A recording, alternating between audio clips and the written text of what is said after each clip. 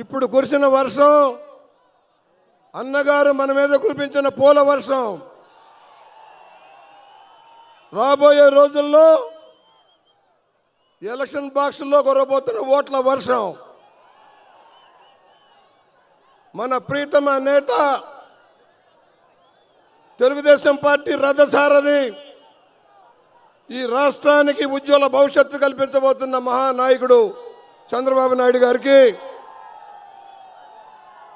యువగణం పాదయాత్ర ద్వారా చైతన్యం రగిలించి రాయలసీమనే ఒక ఊపుతున్న లోకేష్ బాబు గారికి, తెలుగుదేశం పార్టీ రాష్ట్ర అధ్యక్షులు అచ్చెన్నాయుడు గారికి, తెలంగాణ అధ్యక్షులు జ్ఞానేశ్వర్ గారికి, మన నటసింహం బాలకృష్ణ గారికి, వేదికలు ఇచ్చిన పెద్దలందరికీ స్వాగతం సుస్వాగతం.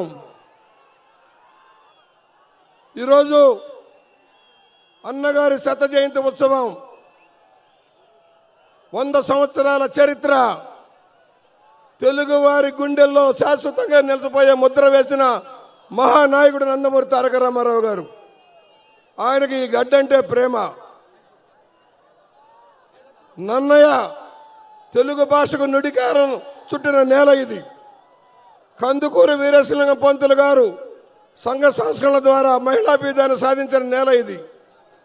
కాటన్ మహాశయుడు ఇక్కడే పక్కనే ఉండి బ్యారేజ్కి ఆనకట్ట కట్టించి గోదావరి డెల్టాని సస్యశ్యామలం చేసిన గడ్డ ఇది. అలాంటి గడ్డ మీద ఈ మహానాడు జరుపుకుంటా ఉన్నాం. లక్షలాది మందిగా తరలి వచ్చిన వివిధ జిల్లాల నుంచి వచ్చిన మీ అందరికీ స్వాగతం పలుకుతూ ఉన్నాం. ఇంకా రాలేకపోతూ ఉన్నారు.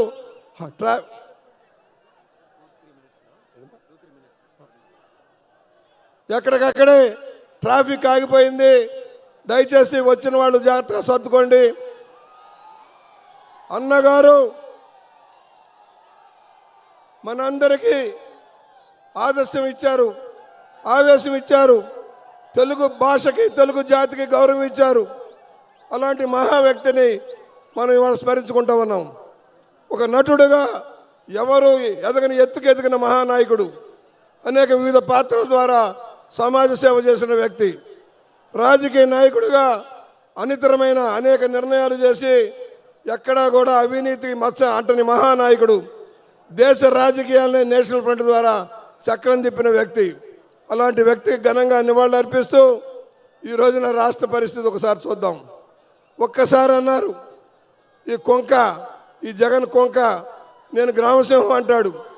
ఈ గ్రామసింహం చేసింది ఏంటి? వచ్చిన నిర్వాహకం రాష్ట్రాన్ని కుక్కల జింపన విస్తర చేశాడు, అవినీతిమయం చేశాడు. రోజుకి 200 కోట్లు, సంవత్సరానికి 72,000 కోట్లు, 4 ఏళ్లలో దోసింది 3.5 లక్షల కోట్లు దాదాపుగా. ఎంత అవినీతి చూడండి. తండ్రిని అడ్డ పెట్టుకుని సంపాదించింది 1,00,000 కోట్లు అయితే ముఖ్యమంత్రి అయిన తర్వాత దోచింది మైనింగ్లోను, లిక్కర్లోను, భూముల్లోనూ కబ్జా ద్వారా దోచింది అంతా కూడా 3.5 లక్షల కోట్లు. అవినీతిమయం చేశాడు, అప్పులమయం చేశాడు. ఈ రాష్ట్రాన్ని అప్పుల ఊపిలోకి నెట్టాడు. సంక్షేమం లేదు, అభివృద్ధి లేదు. ఇలాంటి దౌర్భాగ్య పరిపాలన పోవాలని అందరూ కోరుకుంటున్నారు. ఈ రాక్షస పాలన నుంచి విముక్తి చేయడం కోసం ప్రజలంతా సిద్ధమైపోయారు. మూడు వచ్చింది. ఎప్పుడు ఎలక్షన్ పెట్టినా ఈ అవినీతి పరుణ్ణి, అక్రమార్కుణ్ణి, హత్యా రాజకీయాలను ప్రేరేపించి సొంత బాబాయిని పొట్టను పెట్టుకున్న ఈ వ్యక్తి కోడికత్తి డ్రామా ఆడి అధికారంలోకి వచ్చి చంద్రబాబు గారి మీద నిందలేసిన వ్యక్తి పోవాలి, జగన్ పోవాలి, రాష్ట్రం బాగుపడాలి. రాష్ట్రంలో ఉపాధి మెరుగుపడాలన్నా, పరిశ్రమలు రావాలన్నా, పెట్టుబడిదారులు రావాలన్నా చంద్రబాబు గారు రావాల్సిన అవసరం ఉందని సవినయంగా మనవి చేస్తూ, మనందరం కూడా ఈ రోజు నుంచి ఎలక్షన్ ఎప్పుడొచ్చినా సరే విజయం సాధించేదానికి కష్టపడి కృషి చేద్దామని సవినయంగా మనవి చేస్తూ, ఇప్పుడు కురిసిన వర్షం అన్నగారు మన మీద కురిపించిన పూల వర్షం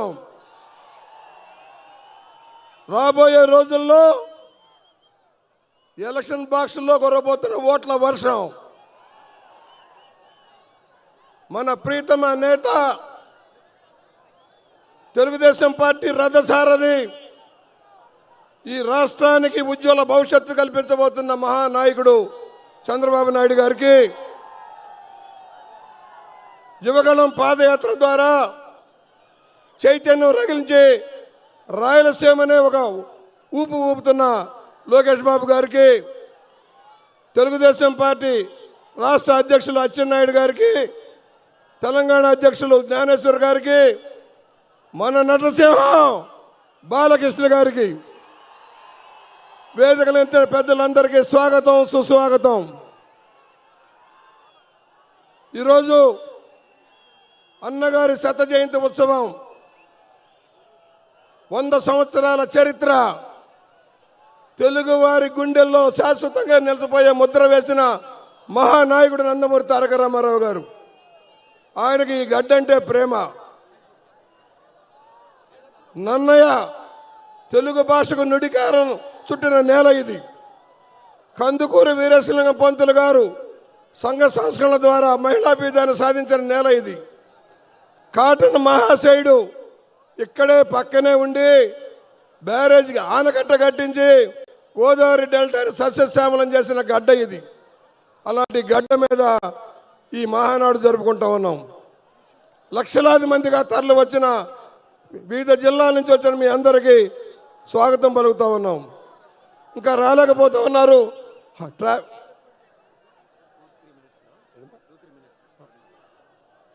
ఎక్కడికక్కడే ట్రాఫిక్ ఆగిపోయింది. దయచేసి వచ్చిన వాళ్ళు జాగ్రత్తగా సర్దుకోండి. అన్నగారు మనందరికీ ఆదర్శం ఇచ్చారు, ఆవేశం ఇచ్చారు, తెలుగు భాషకి తెలుగు జాతికి గౌరవం ఇచ్చారు. అలాంటి మహా వ్యక్తిని మనం ఇవాళ స్మరించుకుంటూ ఉన్నాం. ఒక నటుడుగా ఎవరు ఎదగని ఎత్తుకెదిగిన మహానాయకుడు, అనేక వివిధ పాత్రల ద్వారా సమాజ సేవ చేసిన వ్యక్తి, రాజకీయ నాయకుడిగా అనితరమైన అనేక నిర్ణయాలు చేసి ఎక్కడా కూడా అవినీతి మత్స్య అంటని మహానాయకుడు, దేశ రాజకీయాలనే నేషనల్ ఫ్రంట్ ద్వారా చక్రం తిప్పిన వ్యక్తి. అలాంటి వ్యక్తికి ఘనంగా నివాళులు అర్పిస్తూ ఈ రోజున రాష్ట్ర పరిస్థితి ఒకసారి చూద్దాం.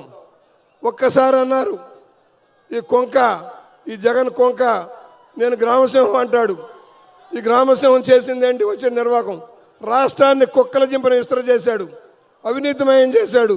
రోజుకి 200 కోట్లు, సంవత్సరానికి 72,000 కోట్లు, 4 ఏళ్లలో దోసింది 3.5 లక్షల కోట్లు దాదాపుగా. ఎంత అవినీతి చూడండి.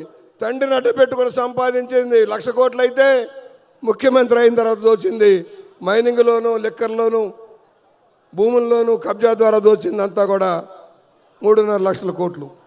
అవినీతిమయం చేశాడు, అప్పులమయం చేశాడు. ఈ రాష్ట్రాన్ని అప్పుల ఊపిలోకి నెట్టాడు. సంక్షేమం లేదు, అభివృద్ధి లేదు. ఇలాంటి దౌర్భాగ్య పరిపాలన పోవాలని అందరూ కోరుకుంటున్నారు.